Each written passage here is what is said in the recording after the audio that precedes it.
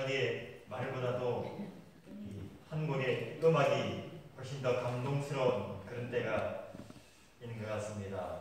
오늘 우리에게 하나님의 그 사랑을 또 기억하게 하고 또 하나님의 사랑을 이렇게 느낄 수 있는 찬양을 빌려주신 장로님 참으로 감사를 드립니다. 네, 이 곡은 여러분들 다 잘 아시지요? 네, You Raise Me Up. 네, 당신이 나를 일으켜 세우신다. 저는 이 음악과 연관된 동영상, 그 아버지와 아들이라는 동영상을 제가 참 좋아하고 여러분들께도 이렇게 보여드린 기억이 있는데, 태어날 때부터 장애인이었던, 걸을 수 없고 말할 수 없고, 그러다가 이 아이가 컴퓨터를 배워서 제일 처음 심타자가 아빠 나는 달리고 싶어요. 그래서 이 아버지가 이제 이 아들을 데리고 마라톤 경기에 나갑니다. 그리고 계속해서 철인 3종 경기에 나가고, 그 영상에 보면 이 아버지가 이 아들을 보트에 싣고 몇 킬로를 수영을 하고 자전거를 싣고 뒤에 태워서 술에 싣고 그 42.19km를 달리고 완주하는 그 모습 속에서 하나님께서 지난 한 해 동안도 나를 이 정말 풍진 세상 속에서 어떻게 안으시고 업으시고 나를 이끄셔서 오늘날까지 인도하셨는가라는 것을 기억하게 하는 그런 찬송이 아닌가 생각합니다. 특별히 지난 한 주일 동안 우리가 연말 기도주일을 보내면서 한 해 동안에 가장 예수님과 가까이 나아가는 귀한 기도의 시간들을 다 경험하셨으리라고 생각합니다. 또 오늘 우리 성만찬 예식을 통해서 예수님의 십자가에 또 가장 가까이 들어가는 그러한 시간을 우리가 경험하게 될 것입니다. 오늘 우리에게 주시는 이 놀라운 하나님의 사랑을 우리가 참 우리 마음 깊이 또 새기고 또 확신하여서 새해에는 주님과 함께 이제 믿음을 시작하는 또 준비하는 그런 안식일이 되기를 또 간절히 소망합니다. 오늘 우리에게 주시는 말씀 마태복음 11장 28절부터 30절에 있는 말씀을 제가 읽도록 하겠습니다. 신약성경 마태복음 11장 28절 수고하고 무거운 짐진 자들아 다 내게로 오라 내가 너희를 쉬게 하리라 나는 마음이 온유하고 겸손하니 나의 멍에를 메고 내게 배우라 그리하면 너희 마음이 쉼을 얻으리니 이는 내 멍에는 쉽고 내 짐은 가벼움이라 하시니라. 아멘. 지난 한 해 동안 여러분들 어깨에 메였던 이 세상의 모든 근심과 고통과 질병과 우환과 모든 짐들을 이 안식일에 주님 앞에 내려놓는 그런 기쁨을 경험하게 되시고 예수님의 멍에를 나누어 주셔서 예수님의 그 크신 능력을 그 크신 구원을 우리가 경험하는 기쁨의 안식일이 되기를 간절히 소망합니다. 우리가 연말 기도주를 통하여서 우리 그 영상을 통한 말씀 속에서 특별히 어제 이 말씀을 우리가 함께 나누었는데 예수님께서 우리에게 나의 멍에를 내라라고 하신 그 의미는 내가 지고 있는 이 짐에다가 또 다른 한 짐을 얹으셔서 안 그래도 교회 이것도 하고 저것도 하고 근데 내년에는 또 하나를 더 맡기십니까? 라는 그런 의미가 아니라 예수님께서 지신 그 십자가 옆에 우리를 세우셔서 내가 지는 짐에 내 그늘에 나와 함께 가자라는 그 말씀을 이 약속을 통해서 주셨더라라는 것입니다. 그래서 제가 이 말씀을 이해하면서 이 말씀을 가장 우리가 쉽게 이해할 수 있는 말씀이 이 남자들이 군대 가서 훈련받는 과정 가운데 있는 그 의미구나라는 것을 제가 이렇게 깨닫게 되었습니다. 남자들이 이제 군대 가면 훈련을 받을 때에 한 사람이 잘못을 해도 단체 기합을 받는 경우가 많이 있습니다. 대부분이 이제 막으면 단체로 이렇게 얼차려라는 것을 받는데 그 중에 이제 가장 힘들어하는 가운데 하나가 전봇대 같은 큰 기둥을 여러 사람들이 쫙 메고 같이 앉았다 일어났다 하는 것입니다. 여자분들은 직접 해보신 분들은 많이 없으시겠지만 이제 그 아들 군대 갔을 때 이 TV에서 이렇게 훈련받는 모습을 보면서 이렇게 좀 보셨죠? 이렇게 전봇대를 메고 이렇게 해가지고 하나 앉아 그러면은 뭐 정신을 둘하면 차리자, 정신을 차리자, 이렇게 정신통일, 뭐 정신통일, 뭐 이렇게.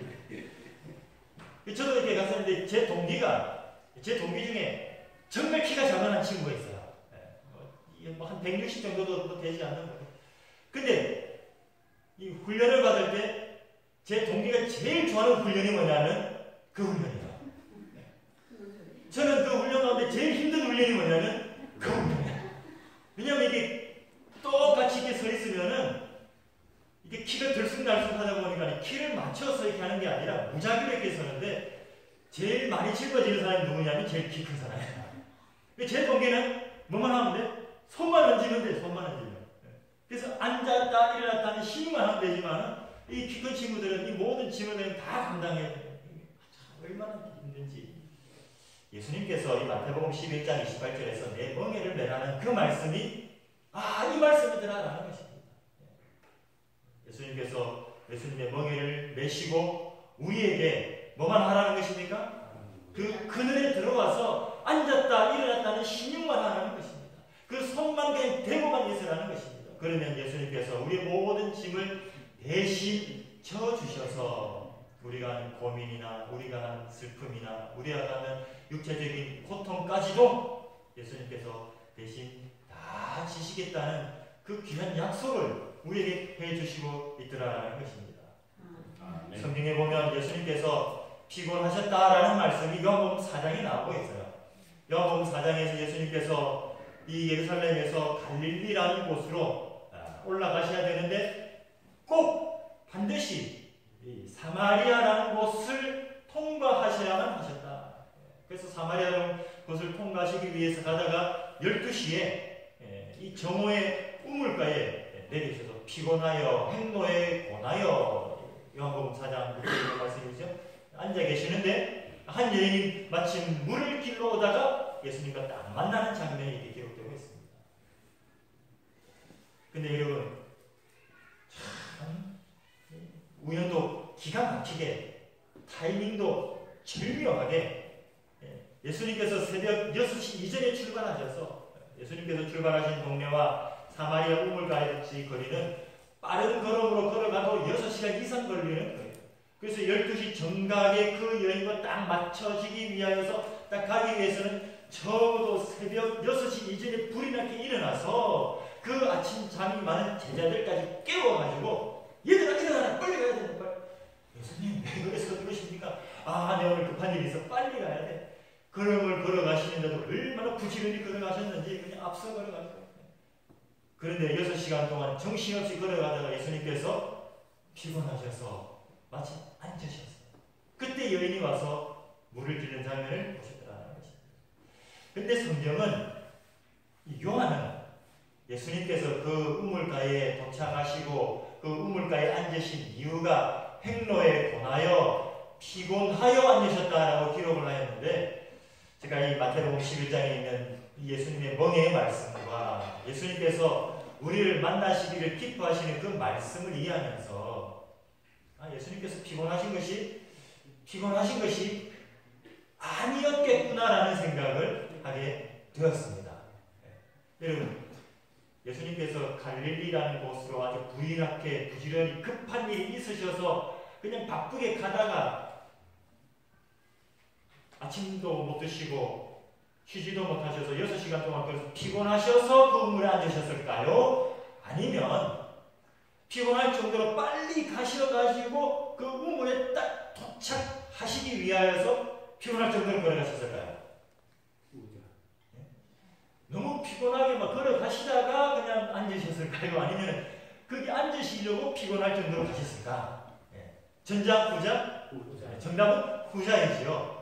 왜냐하면 예수님께서 정말 너무 바쁘게 너무 피곤하게 걸어가셔서 탁 앉으셨다고 한다면은 여인이 물을 길러 왔을 때에도 여인하고 이야기할 힘이 없으셨을 거예요. 오히려 그 여인이 예수님께 뭐라고 질문하더라도 나 지금 피곤하니까 다음에 오시오라고 말하셨을 것 같아요. 그리고 제자들이 먼저 점심 식사를 준비해 오면은 열리를 제쳐놓고 여러분들도 어떤 분들은 식사하실 때는 전화를 잘 안 받으시는 분이 계시죠?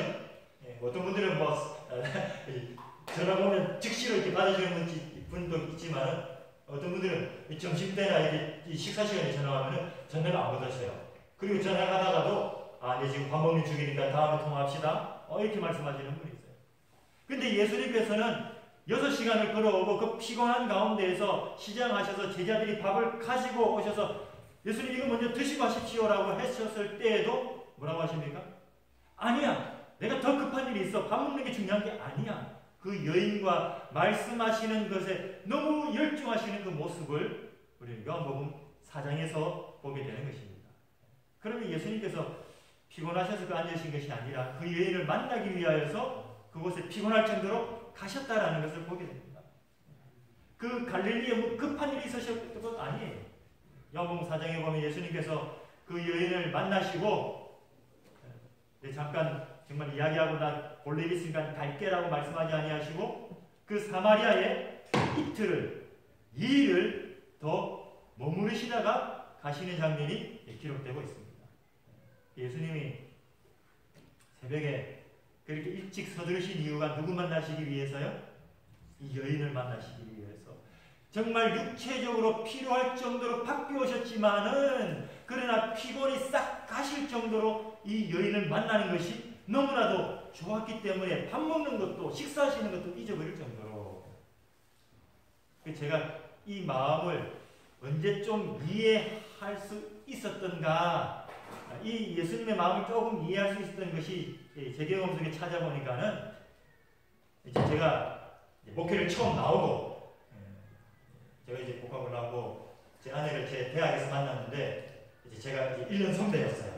제가 3학년 때, 2학년 때 만나서 이제 1년 동안 이제 연애를 하다가 제가 이제 4학년이 되어서 졸업을 하고 이제 대구에 그때 남북교회죠. 지금 이제 시지교회지만은 남북교회로 이제 발령을 이렇게 받고 그리고 이제 도저히 이제 혼자 견디지를 못해가지고 여름 방학 때 제 아내가 4학년 여름 방학 때 결혼을 이렇게 했어요.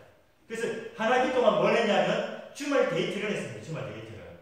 그래서 처음에 이제 전도사 나와가지고 뭐 이렇게 정신없이 교회하고 뭐 이렇게 정신없이 하다가 일주일 동안 얼마나 피곤하겠어요.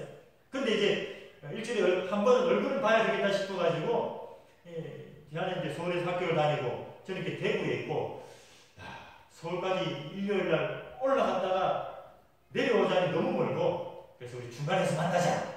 그래서 대전에서 만나요. 대전에서. 제 아내는 이제 고속버스를 타고 대전으로 내려오고 저도 이제 2시간 올라가서 대전에서 만나가지고 아침에 만나서 하루 종일 이렇게 데이트를 하고 이제 저녁이 되니까 다시 이렇게 헤어지고 그걸 이제 한 학기 동안 한 석 달 동안 반복을 했어요.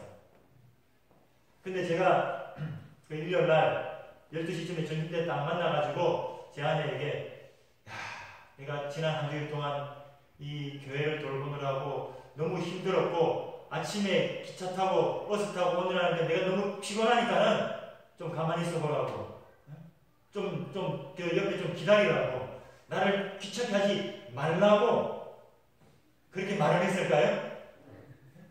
일주일 동안 아무리 피곤해도 거기까지 달려가는 시간이 아무리 힘들어도 그 둘이 같이 보내는 시간 피곤한 걸 느꼈을까요? 못 느꼈을까요?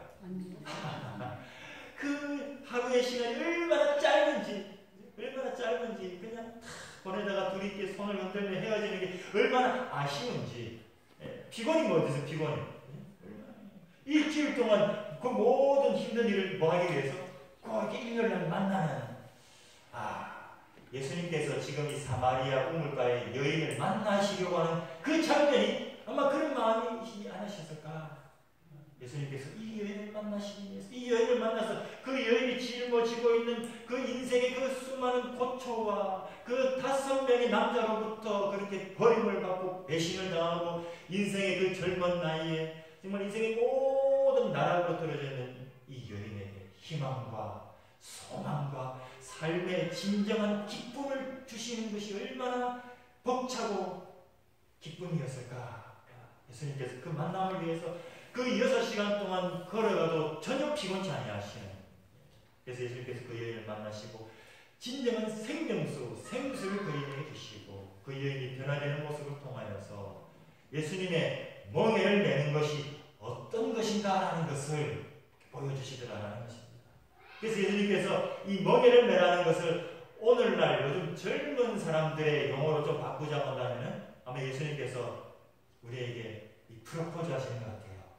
너희들이 이 세상 남자들과 이 세상 사람들과 이 세상에 그렇게 많은 약속들에 얼마나 배신을 당하고 상심을 당했느냐. 이제는 나와 뭐하자? 나와 약속을 맺자. 그러면서 우리에게 약속의 커플링을 주시는 커플링. 이 마태복음 11장 28절에 내 멍에를 매라. 이 멍에가 뭐냐면 예수님께서 우리에게 나와 함께 언약의 커플링을 맺자. 나와 연인이 되자. 나와 약속의 백성이 되자라는 이 말씀을 우리에게 주시더라는 것입니다. 우리 교회에서는 장신구를 그렇게 권장하지 않죠? 화이트님께서 예내신의 말씀을 통하여서 장신구를 물론 우리가 이제 사치나 뭐 이렇게 그런 부분에 있어서 말씀을 주시지만은 우리 성경에 보면은 그 의미가 그 이상의 어떤 의미가 있음을 그 출애굽기 말씀을 통해서 우리에게 주시는 말씀이 있어요. 그 출애굽기 21장의 말씀에 보면 그 종에 대한 말씀이 있는데 이 히브리 사람들은 하나님께서 땅을 베풀어 주실 때에 모든 사람들이 다 땅을 다 소유하도록 그렇게 제정을 해 놓으셨습니다. 그런데 이제 사람들이 이렇게 일이 잘 안 되고 필요하다 보면 그 땅을 팔아먹기도 하고 또 자기 자녀들도 가족들도 다른 사람의 종이 되기도 하고 그러나 하나님께서 법을 정하셔서 비록 종이 되더라도 영원토록 종이 되게 하시지 아니하시고 딱 6년 동안 종이 된 다음에는 7년째는 안식년이 되어서 그 종을 해방시켜주는 법을 만들어 놓으셨어요. 그래서 이제 그 총각으로 들어오면 총각으로 나가고 그 결혼한 사람이 들어오면 모든 가족들이 다 나가고 그런데 총각이 우리 집에 종으로 들어왔다가 이렇게 살다 보니까 참 똘똘하고 참 장래성이 밝아요. 그래서 주인이 그 총각 종에게 이렇게 이 아가씨를 소개시켜줘가지고 결혼을 시켜줍니다. 그 다음에 6년이 지났어요. 그 다음에 이 종을 해방시켜주고 넌 이제 자유니까 나가라. 그러나 나갈 때 어떻게 나가냐면 혼자 나가라. 왜냐하면 네 부인과 네 자녀들은 내 소유니까는 내가 준 소유니까는 데리고 나가지 못한다. 그럼 이 남편이 이제 혼자 나가서 자유인이 되든가 아니면은 내가 내 아내와 내 아이들을 너무 사랑하여서 내가 앞으로 당신의 평생 종이 되더라도 헤어질 수가 없습니다. 그럴 경우에 주인이 이 종을 데리고 기둥에 데리고 가서 귀에다가 못으로 구멍을 뚫어서 귀걸이를 끼우고 그리고 그것이 이 사람은 우리 집에 영원한 종이 되었다라는 그런 증표로 그렇게 하도록 하신 말씀이겠거든요. 그래서 성경에서 이제 그 장신구들이 물론 이제 외적인 모습들도 있지만 그런 소유의 개념, 종의 개념 그런 의미를 가지고 포함하고 있더라는 것입니다. 그래서 아마 하나님께서 화이트를 통해서 우리에게 주신 그 의미 속에 우리가 사치나 그런 부분들도 있지만은 우리가 세상의 노예가 되고 세상의 언약이 되고 세상에 속한 매인 사람들이 아니라 누구에게? 하나님에게 매인 사람, 하나님과 약속을 맺은 사람, 하나님께서 주시는 세상의 반지나 세상의 귀걸이, 세상의 목걸이가 아니라 하나님께서 예수님께서 주시는 예수님의 반지, 예수님의 귀걸이, 예수님의 목걸이, 예수님의 예수님의 멍에를 우리에게 주시고 이것을 통하여서 너는 내 백성이 되고 나는 내 하나님이 되고 이 언약을 맺기를 원하시더라라는 것입니다. 한 해 동안 정말 우리가 예수님을 얼마나 사랑하고 예수님께서 우리를 얼마나 사랑하시는지를 이 안식일에 우리 다시 한번 깊이 깨닫게 되시기를 바라고 특별히 나를 용서하시는 나를 사해 주시는 나의 죄를 용서해 주시는 그 용서가 얼마나 큰 사랑인가라는 것을 이 안식일에 정말 다 경험할 수 있게 되기를 간절히 소망합니다. 네. 마태복음 6장의 말씀에 보면 예수님께서 우리에게 가르쳐 주신 그 기도문 가운데 우리의 죄의 용서에 대한 그 기도문을 여러분들이 기억하실 것입니다. 우리가 우리에게 죄 지은 자를 사하여 준 것 같이 우리의 죄를 사하여 주옵시고. 여러분들이 그 기도를 드리실 때마다 하나님 앞에 하나님 정말 감사합니다. 저를 이렇게 용서해 주셔서 감사합니다 라는 마음으로 기도를 드리시나요? 아니면 이왕 용서해 주실 거 쿨하게 깨끗하게 무조건적으로 용서해 주시지 꼭 왜 토를 다십니까? 내가 다른 사람 용서해 준 것만큼만 나를 용서해 준다고 하십니까? 내가 다른 사람 용서 안 해주면 예수님 나 용서 안 해주실 것입니까? 그런 생각이 혹시 드시는가요? 저는 사실 예전에 그런 생각이 좀 들었어요. 왜 하나님 이런 단서를 붙이셨을까? 그냥 무조건적으로 좀 용서를 해주시지. 근데 그와 같은 그 맥락의 사건이 같은 마태복음의 18장에 보면은 우리에게 용서를 가르쳐 주신 두 용서받은 사람의 비유를 통하여서 우리에게 말씀해 주시는 장면이 있습니다. 마태복음 18장에 보면은 한 사람이 10,000달란트를 빚진 사람의 이야기가 나옵니다. 10,000달란트를 빚을 져가지고 내 힘으로 도저히 갚지 못해서 그 왕에게 주인에게 가서 잘못했습니다. 용서해 주십시오. 탕감해 주십시오. 그래서 불쌍히 여겨서 10,000달란트를 탕감해 주는 이야기가 나옵니다. 근데 이 사람이 다 용서를 받고 나오다가 누구를 만납니까? 자기한테 100데나리온 빚을 진 사람을 만납니다. 이 사람이 어떻게 합니까? 야, 내가 금방 횡재했어. 10,000달란트 빚을 졌는데 용서받았으니까 너 그래 그냥 가라고 하지 아니하고 100데나리온 내놔.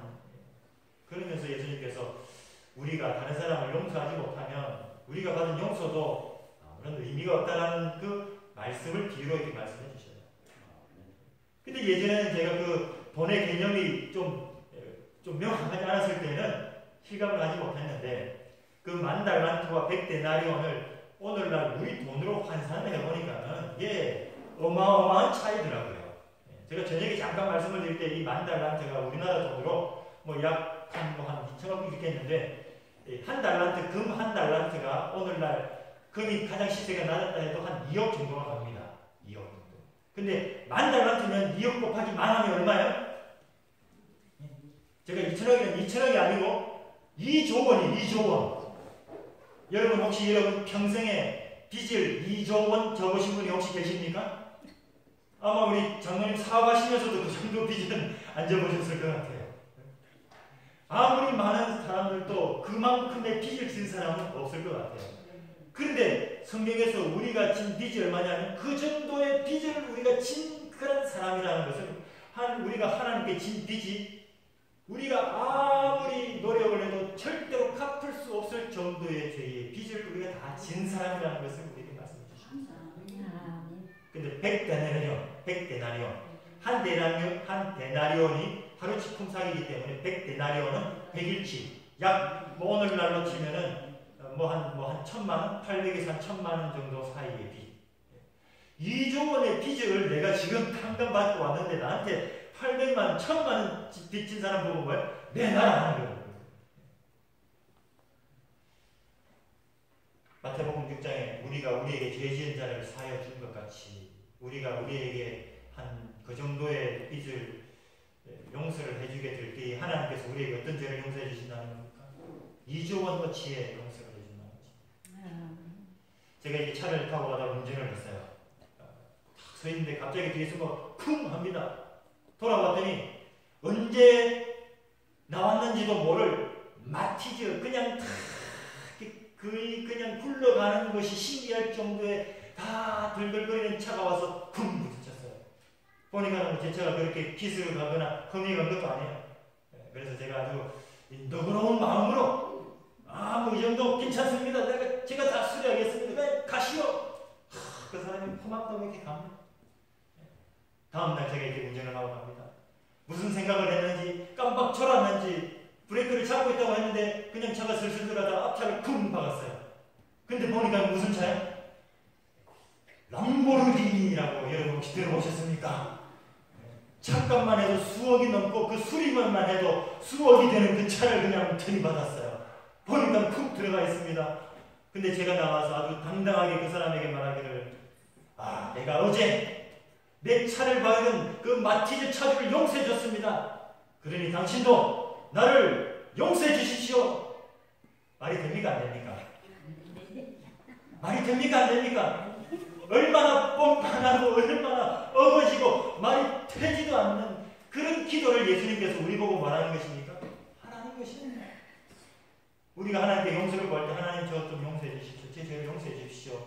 제가 뭐였기 때문에 제가 어제 나의 마음에 가슴에 대못을 박은 이 집사님을 이 사람을 내 남편 내가 용서해 줬으니까 얼마나 대단합니까? 그러니 저 좀 용서해 주십시오.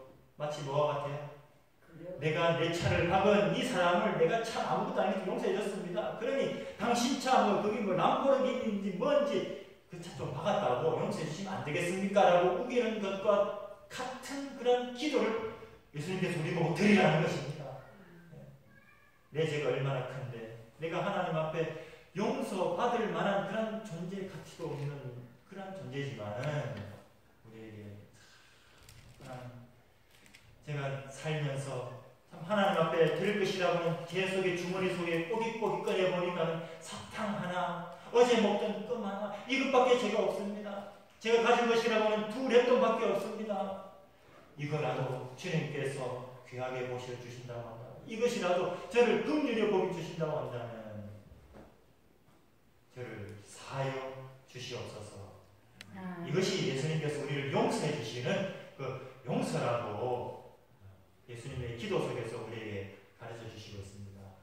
오늘 우리가 그 용서 되시는 예수님의 십자가를 우리가 경험하고 십자가 속으로 들어가는 그 귀한 예식을 우리가 하게 될 것입니다.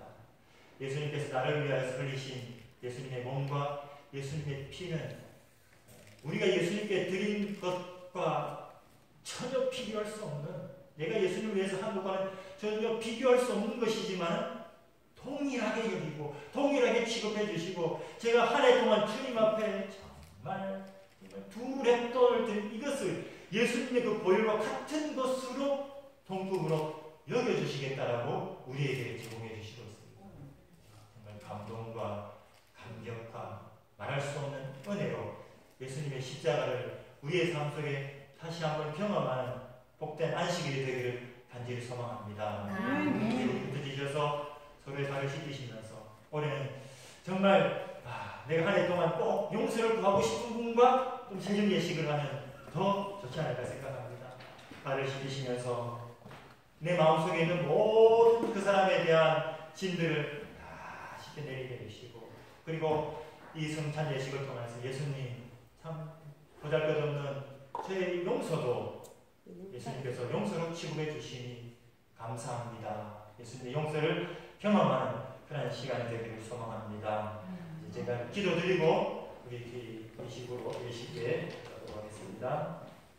하늘에 계신 감사하신 하나님 아버지, 지난 한 해 동안 참으로 저희를 사랑하여 주시고 또 저희를 품에 품어주셨다가 이 한 해가 마지막 저무는 이 안식일에 저희들 속에 다시 한번 주님의 그 무한하신 사랑과 용서를 또 경험하는 시간을 허락하셔서 감사를 드립니다.